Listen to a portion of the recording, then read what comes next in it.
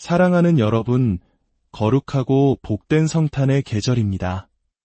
온 세상이 빛과 기쁨으로 가득한 이때, 잠시 세상의 소음에서 벗어나 우리 영혼에 울리는 깊은 메시지에 귀 기울이는 시간을 갖기를 소망합니다.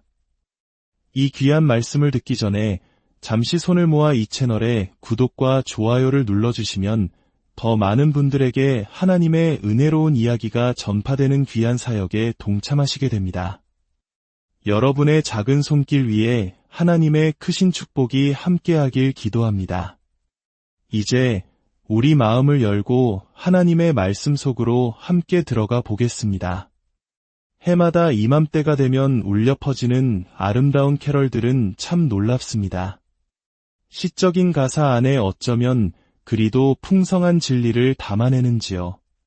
우리 중 누군가는 인생에서 100번째 맞이하는 크리스마스일 수도 있겠습니다. 하지만 오랜 세월이 흘러도 변하지 않는 것이 있습니다. 우리는 여전히 선물에 대해 생각합니다. 물론 누군가는 이렇게 말할 겁니다. 성탄절의 본질은 선물이 아니잖아요. 맞는 말처럼 들리지만 과연 그럴까요? 동방에서 온 박사들에게 성탄은 분명 선물에 관한 이야기였습니다. 그들은 아기 예수께 귀한 예물을 드리기 위해 머나먼 길을 마다하지 않았으니까요.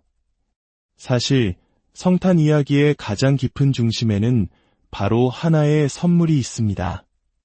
세상 그 어떤 것과도 비교할 수 없는 경이로운 선물, 거룩한 선물, 유일무이한 선물입니다.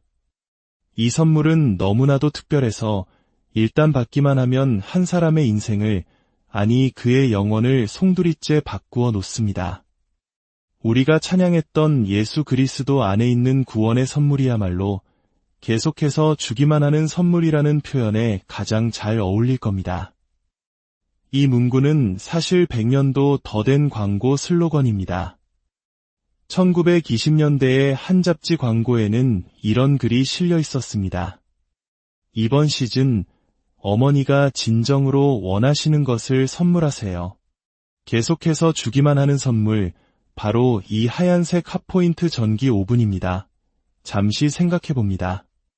과연 누가 어머니가 전기 오븐을 가장 원한다고 단정했을까요? 제 친구 중 한 명은 몇 년 전 아내에게 크리스마스 선물로 최신형 빨래 건조기를 선물했습니다. 그는 아내가 무척 기뻐할 것이라 생각했지만 결과는 처참했습니다. 그의 아내는 선물을 풀어보며 차가운 목소리로 말했죠. 아, 이게 바로 내가 진정으로 원하던 거였군요. 우리가 주고받는 세상의 선물 대부분은 유한합니다.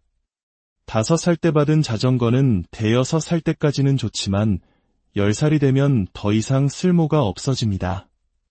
맛있는 음식 선물은 금세 사라져 버리죠. 하지만 계속해서 주기만 하는 선물이란 그것을 받는 순간의 기쁨을 훨씬 뛰어넘어 지속적인 유익과 가치를 주는 것을 의미합니다. 만약 우리가 주변 사람들에게 이번 크리스마스에 당신이 가장 바라는 것은 무엇인가요? 라고 묻는다면 아마 상위 목록에는 3가지 단어가 빠지지 않을 겁니다. 바로 행복, 평화, 그리고 사랑입니다. 너무나 당연한 소망입니다. 괴팍한 심술쟁이가 아니고서야 불행해지고 싶은 사람은 아무도 없으니까요. 우리 마음 깊은 곳에는 행복을 향한 갈망이 새겨져 있습니다. 영화 멋진 인생의 마지막 장면처럼 모든 것이 평화롭고 행복하게 마무리되는 그런 크리스마스를 꿈꿉니다. 하지만 현실은 어떻습니까? 때로 우리는 저것만 가지면, 거기만 가면 행복해질 거라고 믿지만 행복은 좀처럼 손에 잡히지 않습니다. 특히 모두가 행복해야만 할 것 같은 크리스마스에 오히려 많은 이들이 깊은 슬픔과 좌절을 겪습니다. 세상을 떠난 가족의 빈자리가 유난히 크게 느껴지거나 혹은 차라리 없었으면 싶은 가족과의 불편한 만남 때문에 마음이 무너져 내리기도 합니다. 기대가 컸던 만큼 실망도 커지는 것이지요. 평화는 어떻습니까? 16세기 이후 지금까지 전 세계 국가들 사이에 맺어진 평화 조약이 8,000개가 넘는다고 합니다. 하지만 세상은 여전히 전쟁과 갈등으로 신음하고 있습니다.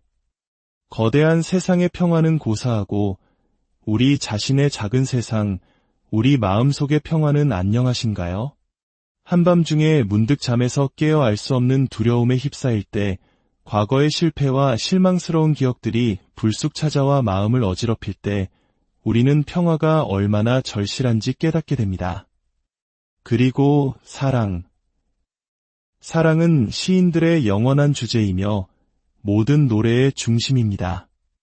사랑하고 사랑받고 싶지 않은 사람이 어디 있겠습니까?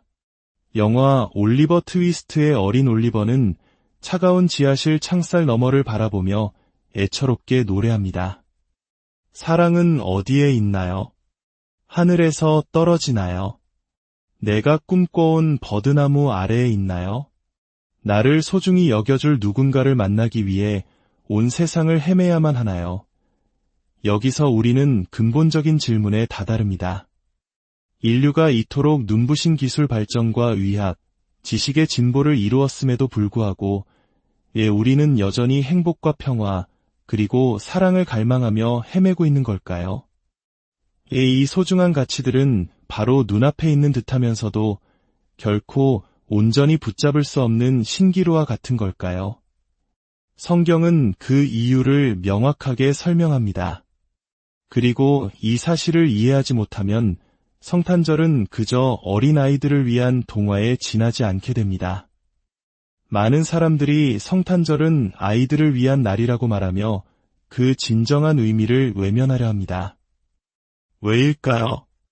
우리가 방금 찬양했듯이 성경은 예수를 구원자라고 부릅니다.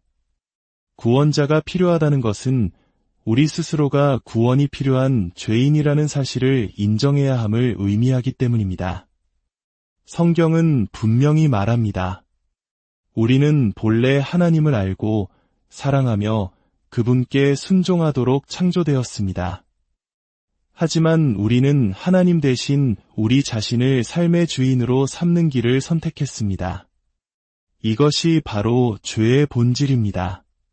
그 결과 우리는 서로에게 상처를 주고 세상은 엉망이 되었으며 우리 삶은 고통과 혼란 속에 놓이게 된 것입니다. 과거 계몽주의 시대는 신앙을 이성으로 대체하려 했습니다. 이성적인 사고가 우리를 모든 문제에서 해방시켜 줄 것이라 믿었죠. 하지만 그 결과는 어떠했습니까? 하나님이 인간의 몸을 입고 이 땅에 오셨다는 성탄의 이야기는 이성적으로는 도무지 이해할 수 없는 사건입니다. 하지만 바로 그렇기 때문에 이 사건이 우리에게 유일한 희망이 됩니다. 예수님은 우리가 만들어낸 이 엉망진창의 문제, 즉 죄의 문제를 해결하기 위해 이 세상에 오셨습니다. 제가 제 자신을 기쁘게 하려는 욕망 때문에 저는 하나님이 기뻐하시지 않는 것을 원하고 행하며 죄를 짓습니다. 그 결과 저는 제 세상을 망가뜨리고 다른 사람들에게 상처를 주며 저의 죄는 마땅히 심판받아야 합니다. 상상해 보십시오.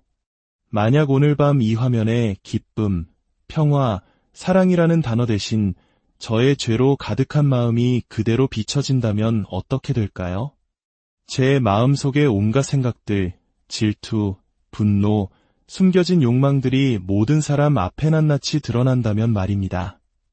저는 차마 고개를 들 수 없을 것이고 여러분 역시 그것을 보고 싶지 않을 겁니다. 그리고 제 차례가 끝난 뒤 여러분 각자의 마음이 화면에 비춰진다면 어떻겠습니까? 시편 기자는 이렇게 고백합니다. 여호와여 주께서 죄악을 지켜보실진대 주 앞에 누가 서리이까? 그 대답은 명확합니다.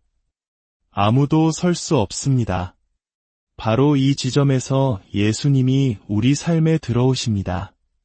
성경은 말합니다. 죄의 삭은 사망이요 우리가 받아야 할 마땅한 대가는 죽음과 영원한 형벌입니다. 하지만 성경은 이어서 선포합니다. 하나님의 은사는 우리 주 그리스도 예수 안에 있는 영생이니라. 아마 신약 성경에서 가장 유명한 구절일 것입니다. 요한복음 3장 16절. 하나님이 세상을 이처럼 사랑하사 독생자를 주셨으니 이는 그를 믿는 자마다 멸망하지 않고 영생을 얻게 하려 하심이라. 이 자리에 계신 분 중에 아마 이렇게 생각하는 분이 있을지도 모릅니다. 나는 평생 이런 이야기를 진지하게 생각해 본 적이 없어. 나에게 구원자가 필요하다는 사실도 몰랐는 걸 당연합니다. 성경이 우리에게 알려주지 않았다면 어떻게 알 수 있었겠습니까? 진정한 기쁨과 평화, 영원한 사랑이 어떤 자기계발 프로그램이나 철학, 긍정적인 생각 속에 있는 것이 아니라 오직 한 인격, 바로 예수 그리스도 안에 있다는 사실을 어떻게 알 수 있었겠습니까? 예수님이 바로 그 선물입니다. 그렇다면 우리는 이 선물을 어떻게 해야 할까요? 만약 제가 여러분에게 귀한 선물을 주겠다고 제안한다면 여러분은 어떻게 하시겠습니까? 저는 그 선물이 얼마나 가치 있고 여러분에게 어떤 유익을 주는지 설명할 수 있습니다. 그리고 여러분에게 그 선물을 건넬 것입니다. 여러분이 할 일은 단 하나, 그저 와서 그 선물을 받는 것입니다. 예수님 안에 있는 영생이라는 선물은 우리가 받을 자격이 있어서 주어지는 것이 아닙니다. 우리의 어떠한 노력이나 공로로 얻을 수 있는 것도 아닙니다. 이 선물은 그저 받기로 결단하는 모든 사람에게 값없이 주어집니다. 어떤 이들은 말합니다. 그렇게 간단할 리가 없어요. 왜 안 됩니까? 왜 간단하면 안 되는 것입니까?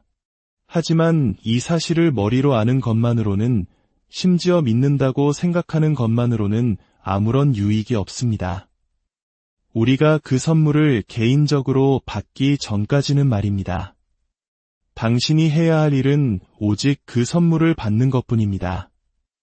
우리의 죄된 본성은 이 선물을 거부하려 할 것입니다. 하지만 당신이 용기를 내어 그 선물을 받는 순간 당신은 당신의 이름이 아주 오래전부터 그 선물 위에 새겨져 있었다는 놀라운 사실을 발견하게 될 것입니다.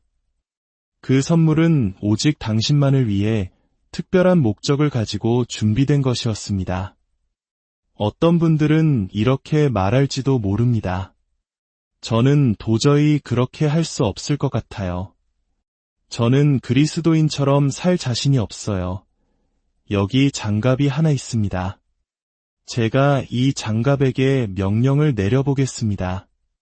장갑아, 손을 흔들어 보렴. 손가락 3개를 펴보렴. 하지만 이 장갑은 아무것도 할 수 없습니다. 생명이 없기 때문입니다. 그러나 제 손이 이 장갑 안으로 들어가는 순간 모든 것이 달라집니다.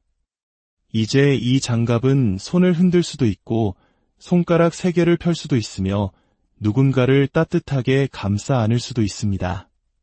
어떻게 이것이 가능해졌습니까? 제 손의 생명이 장갑 안에 들어갔기 때문입니다. 우리가 예수님을 구주로 영접할 때 바로 이런 일이 일어납니다. 예수님의 생명이, 그분의 영이 우리 안에 들어와 사시기 시작합니다. 이것이 바로 그분이 이 땅에 오신 이유입니다. 예수님은 우리에게 영원한 생명을 주시기 위해 오셨습니다. 우리가 구유에 누인 아기 예수로 처음 만나는 그분은 장성하여 우리와 똑같이 평범한 삶을 사셨고 사람들을 사랑하셨으며 죄인들의 친구가 되어주셨습니다. 그리고 마침내 아무 죄 없으신 그분은 십자가에 못 박혀 돌아가셨습니다. 왜 죄 없으신 분이 가장 끔찍한 죽음을 맞이해야 했을까요? 그것은 바로 우리의 죄값을 대신 치르기 위해 우리가 있어야 할 그 자리에 대신 서시기 위함이었습니다. 그리고 죽음으로 끝나지 않으시고 그분은 다시 살아나셨습니다. 예수님은 우리를 구원하시는 능력이 무한하신 분입니다. 그리고 우리는 그 선물을 받을 때 그 놀라운 능력을 우리의 삶 속에서 경험하게 됩니다. 사랑하는 여러분, 오늘 당신은 이 선물을 받으시겠습니까? 세상이 줄 수 없는 참된 행복과 평화, 영원한 사랑을 당신의 것으로 삼으시겠습니까? 이 시간 조용히 마음의 문을 열고 기도하십시오. 예수님, 저는 죄인입니다. 저를 위해 십자가에서 죽으시고 부활하신 것을 믿습니다. 지금 제 마음속에 들어오셔서 제 삶의 주인이 되어 주십시오. 주님, 이 말씀을 듣는 모든 심령 위에 하늘의 평안을 부어주시고 영원한 생명의 선물을 깨닫고 받아 누리는 은혜를 허락하여 주옵소서. 여러분과 여러분의 가정 위에 하나님의 크신 사랑과 축복이 이 성탄의 계절과 여러분의 평생에 늘 함께 하시기를 우리 주 예수 그리스도의 이름으로